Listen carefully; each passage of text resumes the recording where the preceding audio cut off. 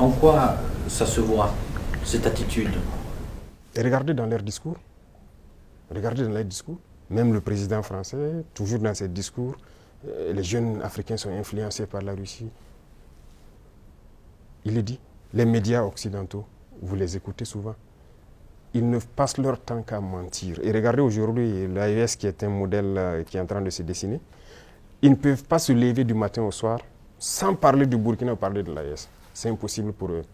Et chaque fois, ils cherchent à envoyer des informations pour diviser, pour manipuler la jeunesse.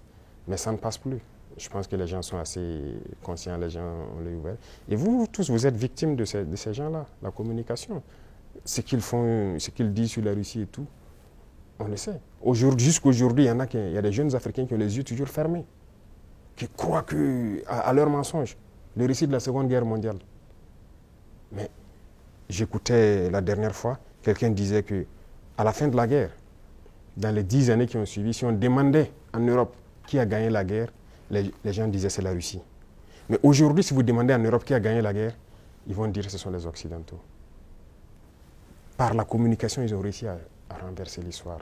Et l'histoire africaine aussi, ils ont tout manigancé pour faire passer les mensonges. Et ça fait que les jeunes Africains, certains ne connaissent même pas l'histoire de l'Afrique. Qu'est-ce que l'Afrique a fait?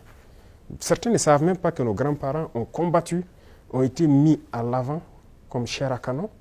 Et au retour, ils les ont tués comme des animaux.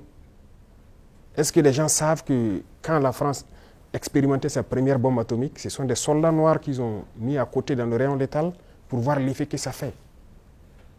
Sortons les archives. Tout ce qu'ils ont utilisé contre l'Afrique, c'est terrible.